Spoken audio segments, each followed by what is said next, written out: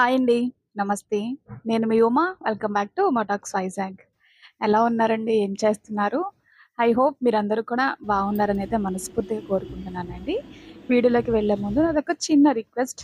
మన ఛానల్‌ని ఇంకా ఎవరైనా సబ్స్క్రైబ్ చేసుకోకపోయినా, అలానే కొత్తగా చూస్తున్న వాళ్ళు ఎవరైనా గానీ ప్లీజ్ సబ్స్క్రైబ్ చేసుకొని, అలానే వీడియోకి లైక్ చేయండి.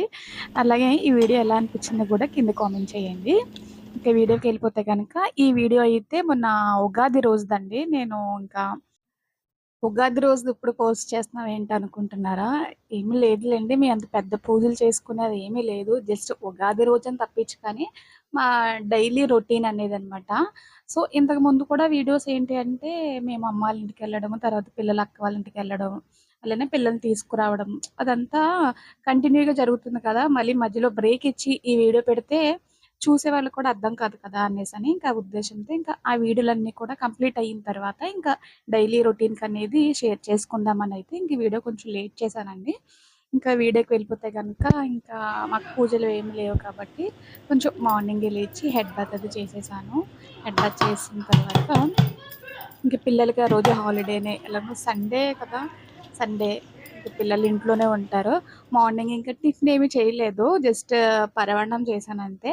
మా పెద్ద బాబు స్వీట్ తిండు కాబట్టి వాడైతే ఒక ప్లేట్ వరకు బయట నుంచి టిఫిన్ తెచ్చేసుకున్నాడు వాడు.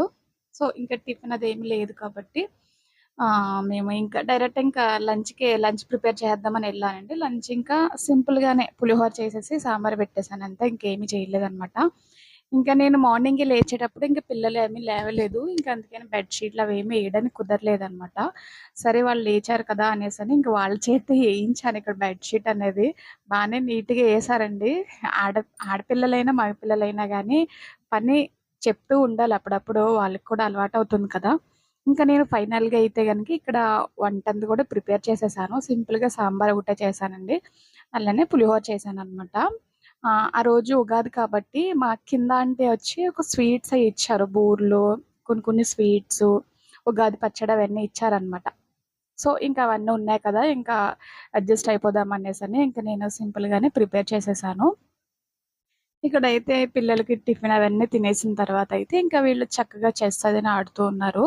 ఇంక నేను ఇందాక పోపులు మాడిపోయినాయి గదండీ! అదేంటి అంటే కింద ఆంటీ వచ్చారనమాట స్వీట్స్ ఇద్దాము అనేసని. వస్తే నేనింకా అప్పుడే పులిహోర పోపు వేపుతూ పల్లీలుని, జీడిపప్పు వేపుతున్నాననమాట. అవి సిమ్‌లో పెట్టనే వెళ్ళాలి. లేకుండా నేను హైలో పెట్టేసి ఆంటీతో ఒకలా మాట్లాడుతూ ఉన్నాను ఒక 5 మినిట్స్ వరకు. వచ్చి చూసేసరికి ఇంకా నల్లగా మాడిపోయున్నాయి. ఇంకా అందుకనేసని అవి నల్లగా మాడిపోయినయి ఏంటంటే కొంచెం చేదొస్తాయి కదా! సో, దానికోసమని ఇంక పులిహోరలో అయితే కలపలేదండి. సెపరేట్‌గానే ఉంచేసాను చిన్న బౌల్‌లో తీసేసి. ఇష్టమైతే మా పెద్ద బాబు యేసుకుంటాడు. లేదంటే పడేద్దాం అన్నట్లుగా ఉంచాననమాట. కానీ వాడికి జీడిపప్పు, పల్లీలు ఉంటేనే తింటాడు. అందుకని ఉంచాను కదా! వాడికైతే యేసుకున్నాడు. ఇప్పుడు చూస్తున్నారు గదా ప్లేట్‌లో.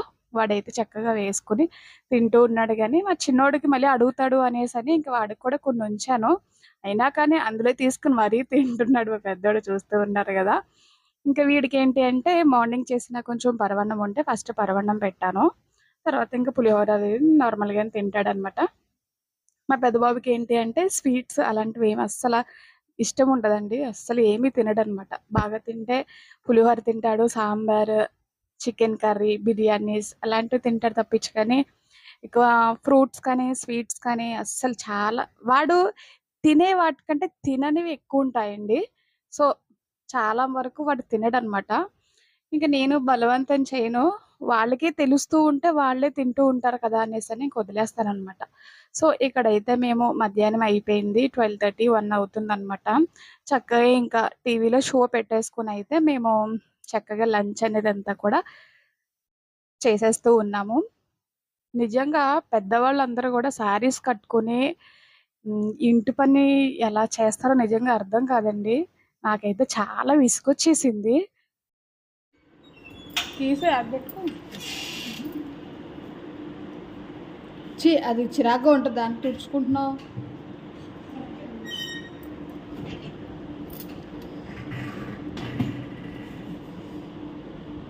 డోరేసేదండి మెట్లు.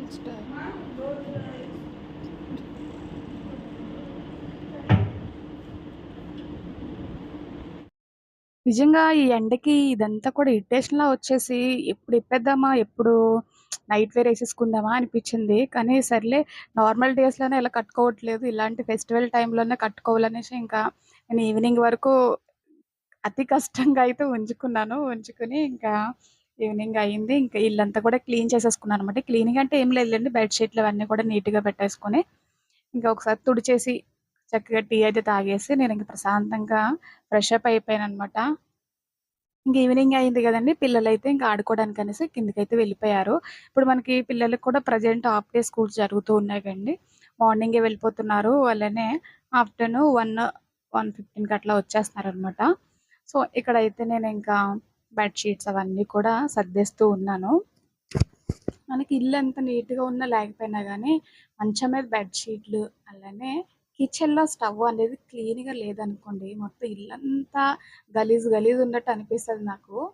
కింద ఫ్లోరు కొంచెం అటు ఇటుగా ఉన్నా ఓకే. కానీ బెడ్ షీట్ మాత్రం నీట్‌గా లేకపోతే అస్సలు తలనొప్పొచ్చేస్తది. ఫస్ట్ ఫస్ట్ అది మొత్తం అంతా కూడా నీట్‌గా వేసేస్తాననమాట.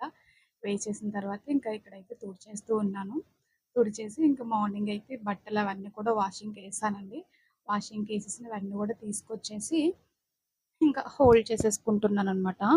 ఇప్పుడు మనకి ప్రెజెంట్ ఏంటి అంటే ఈవినింగ్ 3:30 అయ్యేసరికి చక్కగా క్లైమేట్ అంతా కూడా చాలా కూల్‌గా అయిపోతుంది. ఆహ్, వర్షం పడే సిచ్యువేషన్ వస్తుందనమాట. చక్కగా చల్ల గాలేస్తూ చాలా ప్రశాంతంగా అనిపిస్తుంది.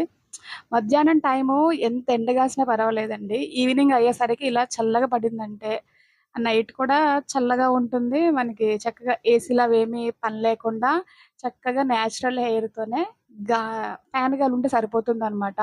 నాకదే అనిపిస్తుంది. పెద్ద ఎక్కువ ఎండలైనా గానీ పర్వాలేదు. ఈవినింగ్ అయ్యేసరికి వాతావరణం అంతా కూల్ అయిపోతే బావుంటుంది అనిపిస్తుంది. అది మన చేతుల్లో లేనిదే అనుకోండి. ఇంక అలా క్లైమేట్ కూల్ అయినప్పుడు ఎంజాయ్ చేయడం అంతే. అది మన చేతుల్లో లేనిది మనం చేయలేం కదా! ఇంక సో, ఇక్కడైతే ఇల్లంతా కూడా క్లీన్ చేసేసాను. క్లీన్ చేసిన తర్వాత ఇంక పైకెళ్ళి బట్టలవన్నీ గూడా తీసుకొచ్చేసానండి. తీసుకొచ్చేసి ఇంక నేను కాళ్ళు తుడుచుకునే మ్యాట్స్ అవన్నీ కూడా ఉంటాయి కదా! అవి ముందు రోజే వాష్ చేసేసాననమాట. ఇంకా అవి కూడా మనకి ఆరిపోయి ఉన్నాయి. ఎండ అనేది అంత గట్టిగా కాస్తుంది గదా! ఇంకా ఆరిపోయుంటే ఇంకా అవన్నీ కూడా ఏ డోర్ మ్యాట్ ఆ డోర్ దగ్గర వేసేసి, ఇంకా మిగతాయన్నీ కూడా ఇంకా మడత పెట్టేసి కబోర్డ్‌లో అయితే పెట్టేస్తూ ఉన్నాను. ఇంకా ఇవన్నీ సర్దేసుకున్న తర్వాత ఇంక నేను టీ కూడా పెట్టేసుకొని తాగేసానండి. చక్కగా టీ పెట్టేసుకొని తాగేసిన తర్వాత ఇక్కడ 5:30, 5:45 అట్లాగా అవుతుంది టైము. కొంచెం కాళ్ళు నొప్పొస్తున్నాయనేసని ఈ టైల్స్‌కి దానికి కూడా కొంచెం మన కాళ్ళనేవి నొప్పొస్తాయండి. చిన్నప్పటి నుంచి అదేమి ఉండదు గానీ, ఏమో నాకు ఈ టైల్స్ కోసమో దేనికో తెలీదు గానీ, మడాలు నొప్పొచ్చినట్టు అనిపిస్తాయనమాట. అప్పటికి నేను చెప్పులనేవి యూజ్ చేస్తూ ఉంటాను. అప్పుడప్పుడు మర్చిపోతూ ఉంటాం కదా ఇంట్లో. సో, దానివల్ల ఒక్కొక్కసారి నొప్పొస్తూ ఉంటాయనేసి నేను ఇంట్లోనే ఇలాగా పెడిక్యూర్ అనేది చేసుకుంటూ ఉంటాననమాట. వీక్లీ 2 టైమ్స్ చేసుకున్నా గానీ, మనకి కాళ్ళు కూడా పగలకుండా ఉంటాయండి. ఒకసారి ఒక హాఫ్ అన్ అవర్ అట్లా టైం తీసుకొని పెట్టుకున్నారు అంటే గనక మనకి కాళ్ళు పగలకుండా ఉంటాయనమాట. దీనికోసం ఏమన్నా మీకు ఇన్ఫర్మేషన్ కావాలంటే కింద కామెంట్ చేయండి. దీంట్లో ఏం వేశాననేదిని. ఓకే అండి. Please subscribe.